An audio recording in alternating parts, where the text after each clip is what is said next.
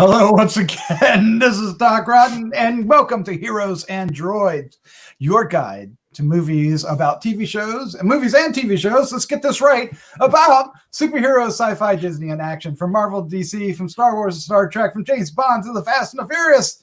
We will review the theatrical films and streaming delights you care about most. And tonight we're going to review The Devil All the Time, which is playing now on Netflix. 2 hours and a half, roughly, maybe a little shorter if you don't watch all the credits. And it might wear you down.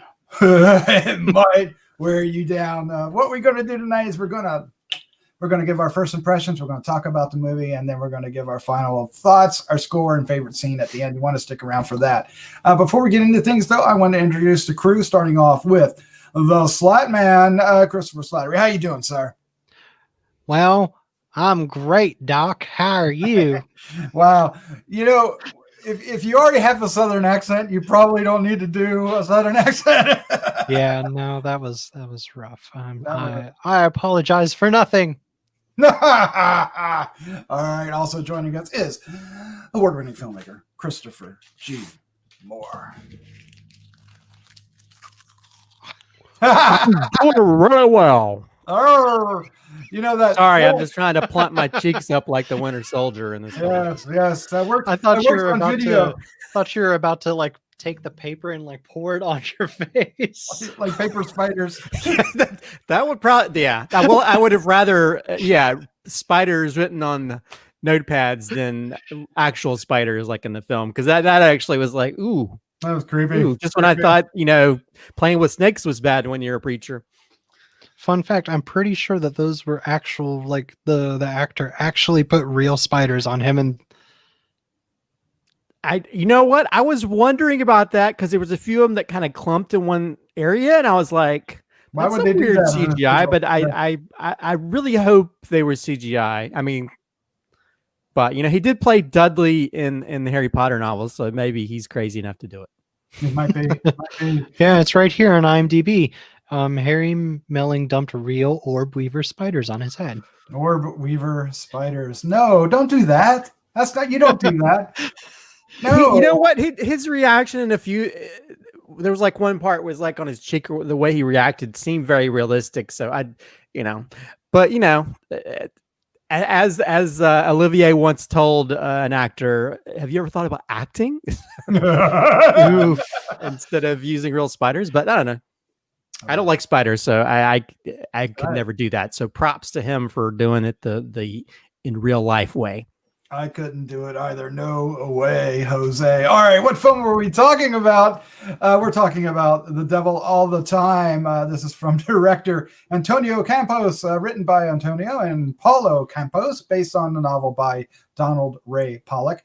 It came out on September 16th on Netflix. The cast is stellar. It includes Robert Pattinson, Haley Bennett, Tom Holland, Harry Melling, Bill Skarsgård, Riley Keough,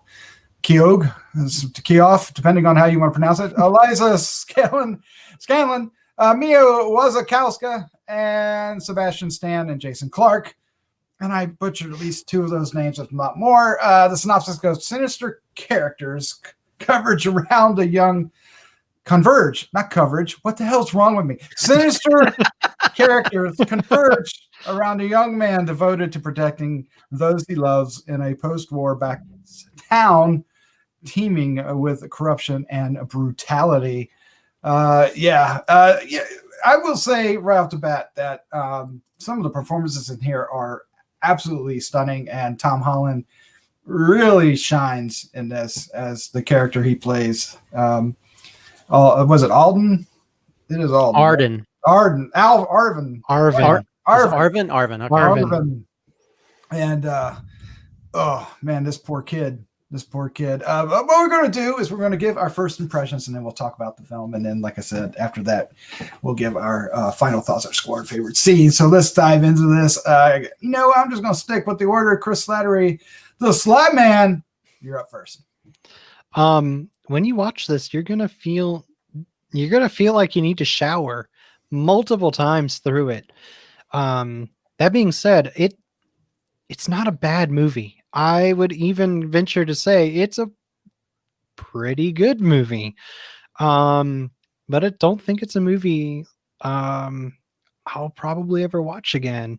And Christopher and Doc and I, when we were talking about it before we started recording, we were just listing all the nasty things that just happened throughout the film, like whether people doing things to other people or people doing things to themselves, or well, mostly the first one. And it's just there is you can count the amount of redeemable characters in this film in what, 2 fingers, 3 fingers? Is that what we decided on? I think there was three. But Yeah. even though it's full of scumbags, it's a really interesting cast, a really interesting set of characters, and the story is I think the story is really intriguing, and it's 100% worth your time, 100% worth watching through at least once. And like some of the performances are just like they're fantastic. Like I know we've talked about Tom Holland already, but I personally thought that Robert Pattinson like just nailed it. Like he played scummy preacher so well. And I love that his accent was so different from everyone else's accent in the movie, and there's a reason for it, you know. But his accent is kind of believable for where he's supposed to be coming from. Yeah, I thought so. And yeah, I really enjoyed the movie. I enjoyed the story, but good Lord, it did not make me feel good at times. And good Lord, I don't think I'll ever be able to sit through it again because of just how nasty like some of these characters really are. Yeah, it's oh my gosh. And you didn't even mention that if you are sensitive about animals getting hurt, that there might be a scene in here that you do Trigger not warning. Warning. There's a lot of trigger warnings in this Oh, film, man. actually. Yeah, there's a lot. Oh gosh. All right. Well, let's find out what Christopher G. Moore thought. Sir, what is your first impression of Devil All the Time? Wow. What to say about this film? It's definitely a film that I think it's very funny that we start this podcast with like, which is very happy, and this film is the total opposite of that. There's like a lot of different characters that are not good people. If you're an extremely religious person, you might be offended by the representation of religious figures in this. Although growing up in the South, I do see a lot of these type of people. So I sort of consider this almost like redneck noir. Is what it feels like. Interesting. It feels like if you took a Coen Brothers film and you made it extremely dark and dreary with not many redeemable characters, you would have this film. I will say, when I started watching this, I almost thought about turning it off, because it was just like, I was like, wow, I've had a pretty rough week as it is, and just watching it, I was like, I'm not sure if I can watch this all the way, because there's like, the majority of main female characters are treated horribly. The majority of male characters are not the best characters in the world. Even our main character, Tom Holland, he does things that are just a little bit extreme, even though he feels like he's doing what's right, but he's basically just carrying on the DNA of having a nicer Pennywise as his father. Just saying that because it's played by the guy who played Pennywise. But and it is kind of weird seeing a lot of these people that we know from like the MCU and Stephen King's universe all in the same film. It's kind of weird, especially Sebastian Stan, who I was making fun of because he has like these chubby cheeks that just annoyed me to no end. And I don't know if they were just trying to make him because he's supposed to be chubbier, but yeah, it's very interesting. And I think going to this also, I'm always very particular about how this people with Southern accents are portrayed, because usually it's more of a like, I declare, it's like this sort of Hollywood accent, and it's kind of interesting how a lot of them have different accents, and of course, with a few of them not being originally from the U.S., a lot of times foreign actors do some pretty good accents, and I think Tom Holland does a really great accent in this. Robert Pattinson, who's he's almost like this sort of like it kind of reminds me of Elvis a little bit. Oh wow! Because he has this like almost like a frilly shirt, like it kind of reminds to a prom or something. Kind of reminds me of the puffy shirt from Seinfeld. Yeah, but I kept thinking it looks like one of those like prom shirts from the 80s. Mm-hmm. And he's always got this coif going on. He's always, the Lord's looking out for you, as long as you take your shirt off and let me have sex with you in the car. So yeah, he has this kind of like, and there's like that one speech where he's trying to preach a sermon, but he's like being mean as hell to Tom Holland's grandma. I'm like, oh my God. I was like, it reminded me of certain things of like religious organizations, as someone that grew up in the Southern Baptist church. And I saw people like that, very hypocritical, very full of themselves. I was like, oh, I hate that part of it. And so, I could definitely see that actually the guy who wrote the novel was the narrator. Yes, he was. Yep. And I think he did a really good job, because at first I was like, is this an actor or is this somebody? But it's actually the narrator. And and you can definitely tell that I'm assuming he has some affiliation with the South and seeing those type of characters. And it is kind of weird how they go back and forth in time with the timeline, which after a while, okay, that makes kind of sense. And then you get to see how a lot of these characters crisscross with each other, especially the serial killer photographer guy and his lady, that was a weird side trip as well. It was weird, but it all comes together at the end. It was all tied together. It almost felt, I don't want to really consider it Tarantino-esque, but it feels like if Tarantino was more controlled and had a more realistic approach, and it wasn't like so big, I think this feels like if you squeezed out all that extremeness of a Tarantino film, you'd get this. You know what I mean? It's almost like Tarantino and Coen brothers had a baby that they left on the doorstep of this poor grandma's house, like in the movie. So yeah, it's a film that, oh God, I feel like I need to go eat ice cream or watch cartoons, because I just watched it before this podcast and I just feel like so icky.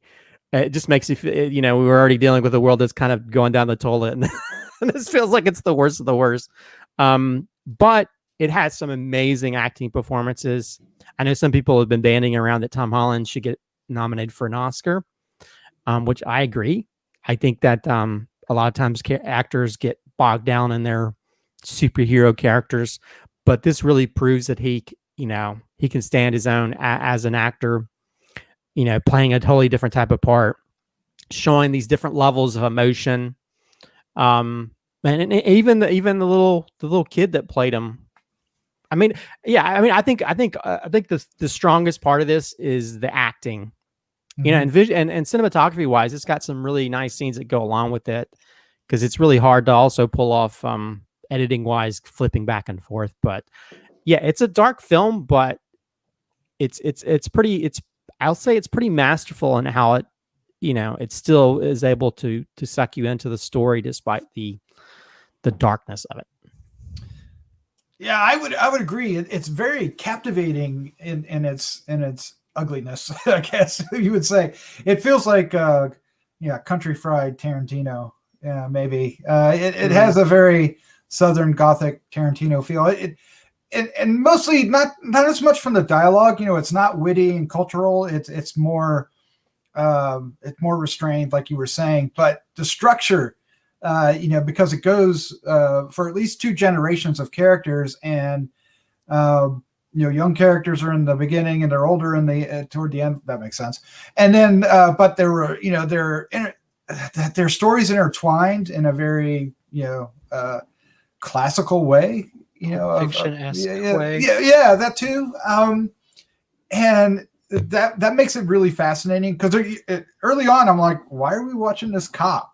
I don't get it. What this cop, and it all comes together, and everybody's really good, and there are surprises and twists and turns, and I one of the best lines they're used as a tagline. It's just like, some people are just born to be buried, and oh yeah, that's what you're watching here. These people that just either are dealt the worst hand ever in life or just are not balanced people.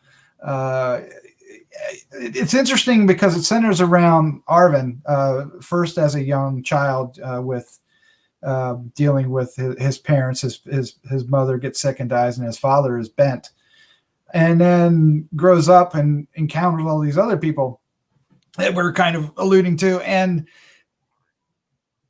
you see how what's really interesting is you see how his whole mentality and his whole decision-making process is shaped, right? You understand, how he, why he goes and picks these, these bullies off one at a time, or why he ends up, taking things as far as he does. And then when he, at the end, why he goes back to his hometown, and his home, his old home is really interesting too. It's not really, it's subtle, how they play it out. They kind of say it's one thing, but when you watch it, you realize, no, it's actually something else that he wants to do. And it's, full of local color. It's based in, or it's set in West Virginia, the mountains of West Virginia, and then over to Ohio, and you really feel that. You feel the ruralness of it. You feel the financial constraints. You feel, I was going to use the word downtrodden. Is that fair? I mean, these people, they just don't have. These characters, just have everything stacked against them. And then the ones that are more fortunate are just as evil. Like the sheriff. The sheriff should not be, he's got it made, financially, but no, he's a complete maniacal bastard. And, but yet there's something oddly captivating about the whole thing. And you are absolutely right, Christopher G. Moore, that, I think Tom Holland should be nominated. And this year's a weird year, so they're looking at the streaming services a little bit harder and, more focused than before because, well, we haven't had movies in the theater. So, this could have been, one of those movies in a different time, 20, 30 years ago. It would have been a movie that would have been a big time movie that came to the theater, right? It would have been a big deal. And nowadays, it's just not flashy enough to make it in the theaters, right? So it goes to net, streaming. But it is it's a solid movie. That's well, the streaming services seem to be the new route for a lot of these films that back in the 70s it would have been greenlit to be on the big screens, but now because theaters are more focused on the big flashy films. That's where Netflix will pay a bunch of money for Martin Scorsese for his film or whatever. These films that probably wouldn't have been made if it wasn't for these streaming services. Right. So we do have that luckily going for it. And I think they did release it a little bit theatrically initially. Yeah. So it could be up for awards. Well, that's right. It's spent a week in whatever theaters it could be, right? Because it has to, I think it has to be in the theaters for like a week or something to be considered. Yeah. So at least they changed some of the rules for that. Yeah. Yeah, this year's a little strange, obviously. So I would like to see Tom Holland get nominated. I think he would deserve it. He deserves it. Yeah, and Robert Pattinson is for supporting, possibly, maybe. I'd be down for that. Yeah, adapted screenplay, for sure. But man, is this a difficult movie to watch? Though it is. It's going. If you, like you said, if you're sensitive to triggers, you're not going to want to watch this, especially. I think that we've most people are downplaying the animal, but I think a lot of people, if you are sensitive to animals getting hurt, you're really going to get disturbed by a particular element of this film. It's important for the story. It's part for the story, and it does play into the religious aspects of it. How people sometimes take certain parts of the Bible a little bit more literal, to the point of thinking that they can do certain things, and when it's more about them than it is about what they're trying to do. And I didn't realize what was happening because I was so heartbroken for young Arvin, right? Because of what was happening. And so the bigger concepts of what was happening right then and there, I was so emotionally involved in that poor kid at that point. It was and one good thing that happened for me is I was fortunate, Christopher. I didn't have to sit and watch this all in one sitting. I was able to break it up because it is kind of chapter based, and I was able to come to a stopping point, hit pause, and go off and do some stuff, and then come back to it. I watched it all in an afternoon, but I watched it in 3 chunks, and it didn't suffer for that. It actually was, it held together really nicely doing that, taking a little break. Yeah, I will admit there was a few times I was looking like, how much is left in this film? I was like, I don't know if I could take any more suffering. And I think the main thing is you really do feel for some of the characters, whether it's because you keep hoping that they're going to be some happy ending to their lives or whatever, whether it's the dad, who came back from the war and you wanted him to live a nice life, and then the son, you want him after everything he suffered through. You really want him, but you realize, well, this whole family line of people, they just have bad stuff that's following around. And I think more than anything, you just feel bad. You really want something good to be happening, but no matter what, he's going to be constantly, even though he might have solved certain things, he's going to be constantly haunted with these things, in the same way that his dad was haunted by that little scene that takes place in South Pacific or whatever. Oh yeah, which comes back around in circles, right? Mm-hmm. I don't like a lot of narration in a film. It takes a special kind of hand for me to like that, and this is one of those exceptions where it actually really works, and it's because it gives us Slattman, wake up, give us some coffee, get some coffee. Sorry. It's been a long day. It has been a long day. This movie takes it out of you. Oh, that sure is. The there's a couple moments where the dialogue of the narrator really gives insight and juxtaposition to what's happening on screen. There's a scene in the barn with one character that should have ended much differently than it did, as far as intention, but fate throws an evil hand into that. And then going back to the scene that you keep talking about with the dog, the narration on that really kind of helps connect the dots, because if you weren't brought up like that, there's no way that you would come to that realization of that's why he's doing that without that narration. Yeah, so it doesn't feel like exposition, right? It really feels like story structure, and like when you're reading Mark Twain or something, some novel. I will say when the film started and the narration, I was like, oh, great. I actually groaned. I was like, oh, this whole film's going to be narration. Sometimes that's the lazy screenwriter's tool for when you can't really explain things in the film visually or through dialogue. You have to have it. But I think, and I'm sure a lot of it's him also sort of adapting his book into this. And a lot of that's, sort of like when you're reading that.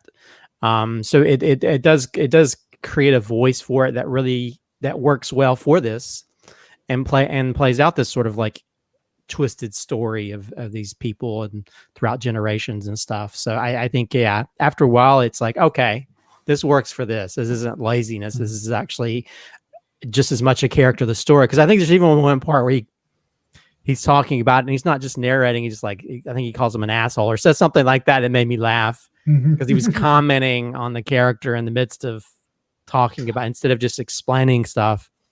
You know, like saying just saying something like really nefarious about these one specific character. So I think, I do agree that it does work within the concept of the storytelling in this.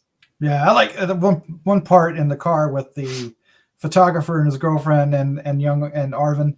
You know, he's talking about Sandy. You know, and the scene plays out without without the narration perfectly well. You wouldn't need it, but that added bonus of what he says, you know, that she, for a brief moment, she thought about,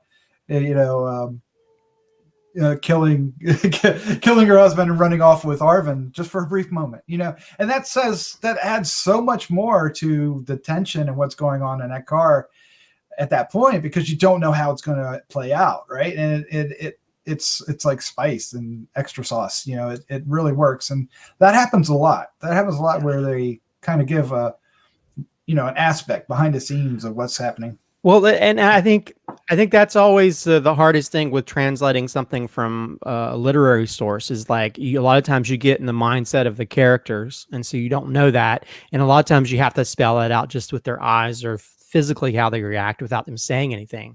And so I think that's one time where it's really helpful, because then it adds a little bit of a nuance to that scene, to where you're not really clear as to what she's doing. Normally, if you don't have that. And so having that, it adds that extra layer to where you're like, oh crap, she's just trying to like save her life. She's not really wanting to kill him. So things like that, I think, really add more to the film that normally is kind of stripped away when you're adapting it for the big screen. Yeah, it does feel bigger, right? It feels larger than it would otherwise. So I like that. Yeah, I mean, and there's also, I hate comparing it to other filmmakers, it feels like a more Southern Martin Scorsese too. And how it deals with these characters, you know, because you have also the dark characters that are, you know, there's all the gangster characters as well, you know, but more. There are some gangster characters in here that own the whole house. So it's like good fellers. Yeah, fellers. You goober. But I was looking to see if I recognize any of the other films from the directors, and I really don't. They did some television, The Sinner, Homemade. They did one episode of The Punisher. But I really don't know if I've seen any of the other films. Simon Killer, After School, Buy It Now. Well, this is definitely their masterpiece, or I guess in some ways this is really the thing that's going to make them stand out. Even just earlier today, I just saw Ryan Johnson, the filmmaker, just said some really nice things about the film, saying how great it was. Yeah, I think it's really remarkable. It's a tough sit, though. We can't say that enough. It's not one you're going to want to watch over and over again. Yeah, it's. I mean, and it has some really nice cinematography. It has great editing.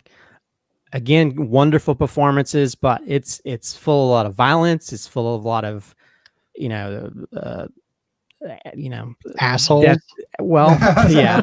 Well, it's also got a little bit of gaslighting and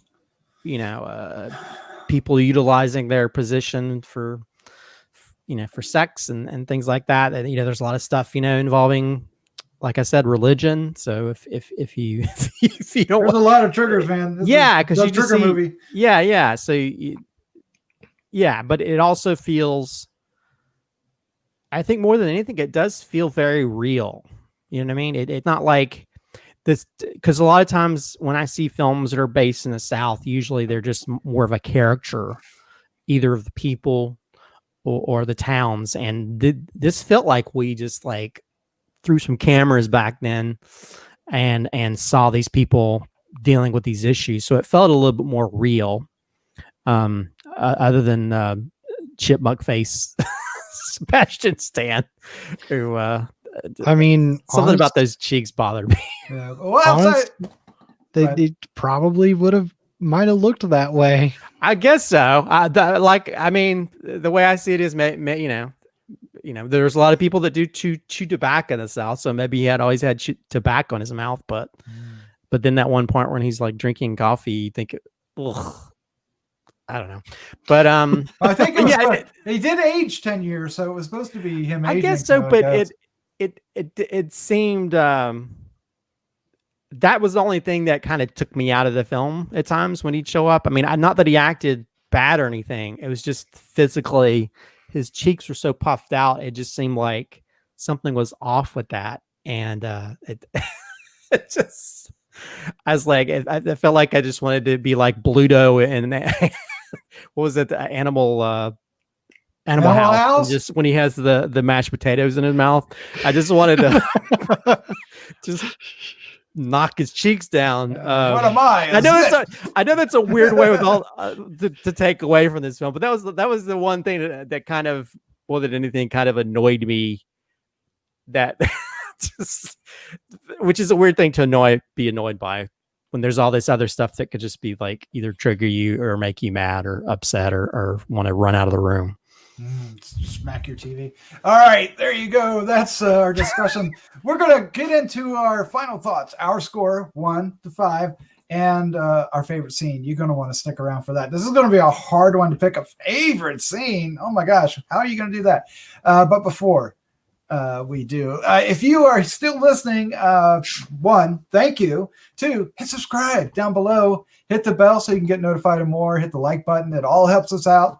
If it helps other people find us, leave some comments. Let us know if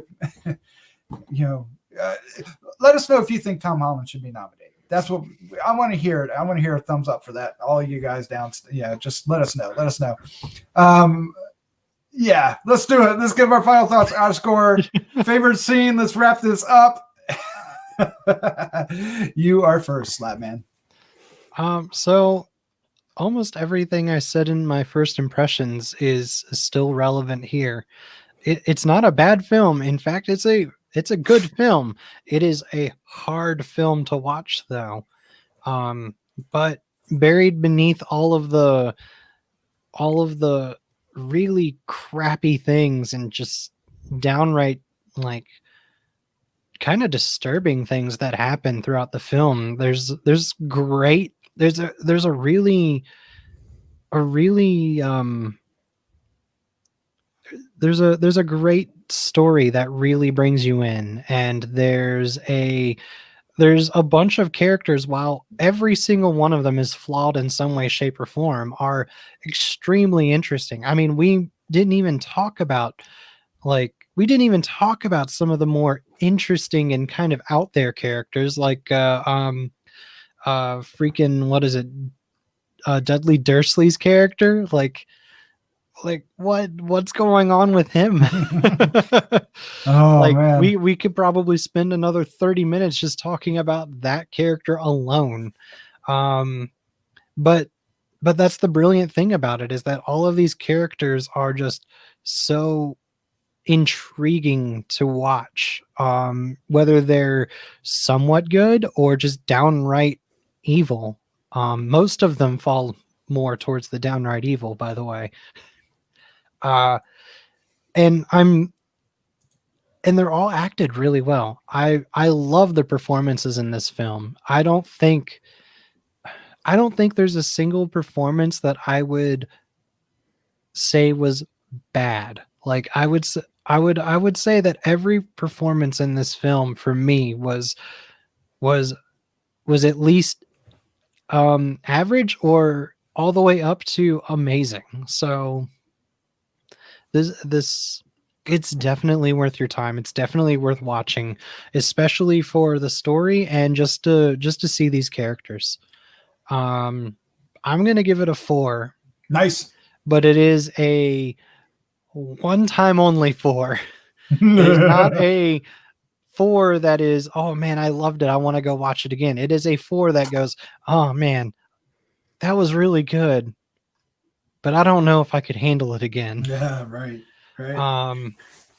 And for favorite scene, I think it's the scene where Tom Holland goes to confront Robert Pattinson, and he just sits there and he's just listing off all the things that Robert Pattinson has done.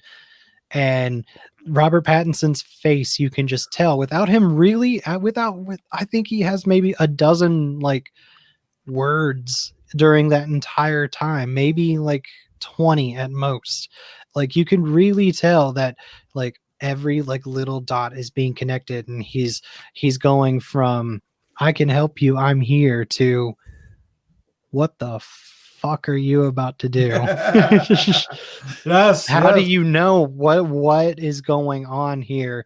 And then the realization, like as that scene comes to its own climax, like the realization of what's going on, and it was just the nastiness and the disgusting like reaction that Robert Pattinson's character has, and the way he delivers it, just those two, that scene right there is probably the highlight of both of those characters' performances, especially Tom Holland. Like just the way that when he goes in, he has to gather himself. He's like shaking, and the way he builds confidence, the way he confronts him, the way that he like, and then the way it ends, like not to get too spoilery, but how it's like how it's like he didn't expect what happens to actually happen, and then he has a freak out moment. It all seems so real, and it's all so well acted. Definitely. All right, Christopher G. Moore, you're up next. Final thoughts, score, favorite scene. Well, it should be called depressing all the time. Depressing all the time. Because it's a very depressing film, but mainly because of how it's just based in the darkness of characters. Just how no matter what you do, there's always these evil characters that bring out the worst in you. But it's definitely, like I mentioned previously, it's definitely very redneck noir. It's I think it has a lot of elements from a lot of other famous filmmakers, and I think this is definitely a film that's gonna hopefully be up for some awards because it definitely deserves them. I think there's a lot of standout performances, specifically Tom Holland, Robert Pattinson, and even just, even I guess it's pronounced it Riley Keough, who, Dudley from Harry Potter. He even does he's been popping up, and he was in that Project Power film that we also Harry reviewed. Mellon, yeah. Harry Mellon. So he's definitely trying out a lot of different characters. So he's definitely not the little chubby kid in Harry Potter anymore. But yeah, it definitely, there's a lot of comments on religion, a lot of comments on a lot of different things. But yeah, it's definitely a film that if you're in a bad mood or you're having a bad day, you might want to skip this and wait till you have a little bit better mindset to take in it all, because it's definitely can be a little bit hard to watch at times. But I think just you see these people, these characters that are trying their best to do what they can to do their best, but that there's all these horrible things that happen to them that just no matter what seem to happen to them. And then there's all these other interesting weird characters, whether it's the religious characters or whether it's the crazy serial killer photographer or whatever. And it has, so many great actors. I mean, like one of my favorite actresses is Mia Wasikowska, who's a little bit underused in this film, but she still works for her specific role. I think the woman that plays the wife, Charlotte Russell, she does a really great job. So yeah, there's so many, and even the stepsister of Tom Holland, she does an amazing job as well. But yeah, it's a hard watch, but it's definitely, yeah, I wish they'd rename it Goodfellas, but that's just me. But the gang aspect of it is only a small part of it. It's not the big part of it. It's mainly about a lot of these characters, whether it's the poor characters, in the rural areas, or, bullies, or it deals with a lot of different situations. But it's still a very powerful film, and it's definitely a film that I will not be going back to anytime soon, but it still sticks with you, and I still consider it a really well done film that really shows the artistry of that filmmaker and the writers to be able to adapt it. And even for the writer to be narrating it, I mean, he should narrate more stuff. So, as for a rating, this is one of those films that's like, going into it, I really didn't want to watch it because I figured it was going to be, I don't, some really dramatic stuff like that I'm just not into. I can't click with, but I think something about the Southern storyline sort of maybe tap into it. I think if it weren't for the performances, I think the performances that really sell a lot of it. So rating wise, I'm just giving it for it'd be a totally different score if it was because of how I felt mentally after watching it. But when it comes to the artistry of the film, I think I'll give it a 4.25. I think it's definitely one of the bigger dramatic films of the year, and it has some of the best performances I've seen in a while. And it really shows the potential of Tom Holland, who I think he's definitely going to do well. He's still young. He's still got so many amazing roles ahead of him, and I think he's already hitting it out of the park and showing his abilities as an actor. And then Robert Pattinson, who a lot of people would give him shit because of being a sparkly vampire, but he's more than that. And I think a lot of these indie roles that he's getting into are really showing his abilities as an actor, that he's not just that heartthrob that wants to suck your blood. So as for favorite scene, there are definitely a lot of standout sequences in this film. But I think for me, it's another Robert Pattinson scene that I mentioned previously. It's a scene where he's doing like a little mini sermon about the grandma's chicken livers, fried chicken livers, which I ate fried chicken livers growing up, so I know that. And he's doing a sermon that's putting her down. He thinks he's being all like, he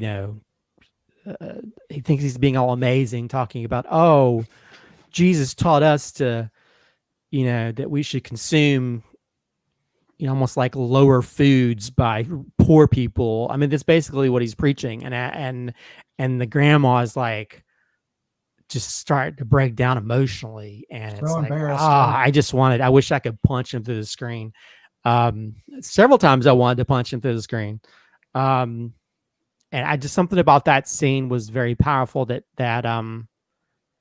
was because that was one of the main first scenes where we meet his character. It really showed that this guy's an asshole who's using, being born into like a religious family or whatever. He's just using that for his own means, and he doesn't really care. He's not even like really doing what God's work. He's just doing his own work. And he even mentions the celebrity. I think there's a mention about celebrities or whatever.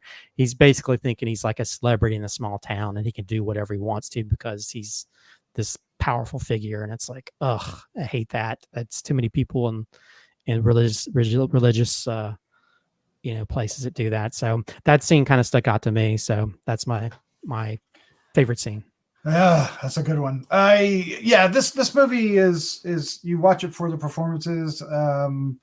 There is a story. I mean, there's some morals going on underneath this, but it's all displayed by really bad choices and hard knocks and life just kicking you in the nuts all the way through your entire adult life and child life too for Arvin. I was looking forward to watching this because the cast is phenomenal, right? That's what a great collection of actors and actresses to fill the roles here, and they don't disappoint at all. And the story is fascinating in the way it's presented, the way it's tied together. The characters are rich and full of depth, even if they are despicable and assholes. There's a lot to them. There's a lot going on, and it's just it's not the feel good movie of the year, that's for certain. But at the same time, it's really worth watching, and I could recommend it for a single watch. But be sure, if be aware, if you're sensitive to certain things, look those up and be sure you're prepared for those. It doesn't shy away from really despicable things. So I'm going to give it a 4.25 too. I think it actually deserves more, but it just leaves you so down. It's hard to get really happy about it. It deserves more because it's really well acted. It's really well put together, and the cinematography, direction, everything about it. It's just, man, it beats you up. So it's a little tough to give more than that. But I will support Tom Holland getting nominated. I will support that 100%. For favorite scene, it's really hard to pick a favorite scene because everything's every scene is going to have something kind of gnarly and nasty to it. I'm going to go with the scene in the car with Arvin and the couple, the photographer and his wife, just on how tense it was and how it played out, and not only what little dialogue you get, because at that moment they're really not talking. It's all about quick little dialogue jabs here and there. It's not really conversations, but the narration picks up that slack, giving us some how the people are thinking and what's going on in their heads, and that worked so marvelously well and elevated that scene so much more, especially for the Sarah character, who becomes incredibly tragic all at once, right? And Tom Holland's reaction and his character to the events is, how else would you feel, right? It's just like, wow, what frying pan into the fire kind of thing. And how he realizes what's happening is, we already know because we've been following the characters for a little bit, so we know what's going on. But man, that's a really tense scene. Yeah, I want to make a quick correction. The guy who played Dudley is Harry Melling, not Riley Keough, who played the sister of. She's Sandy. I don't know why I was looking at IMDb and I looked at the wrong thing. So so the Harry Potter fans don't beat me to a pulp. It's Harry Melling and not Riley. Although Riley Keough did a really great job. No, she did a fantastic job, and she's the granddaughter of Elvis Presley. That's true. That's true. Which is, which really plays into this. Yeah, what movie did we review with her in it? Oh, the Lodge. The Lodge, yes. She was really good in The Lodge. Yeah, she's got a really good future ahead of her. Yeah, she does. Yeah, I think this film is allowing a lot of these people to sort of get outside their box with certain types of roles that have kind of, boxed them in, and it's a dark film, but it's definitely well worth watching for the performances because it's got some standout performances. All right. Well, there you go. That's our review of Devil All the Time. I hope you stuck around to hear all our thoughts. And if you did, thank you so much. Thank you for hanging out with us. And Chris and Christopher, thank you for joining me. This was a really an interesting conversation. It was so hard to kind of dance around this. I feel like we talked about a lot of things, but we really didn't give away terribly much, did we? No, maybe. But I appreciate you for giving me post-traumatic movie disorder. Thank you. Oh, well, much. I look forward to that every week, right? So just wait till next week. Oh no. All right. I think I'm gonna go out to the shed. No. All right, let's say goodnight. Good night. Good night.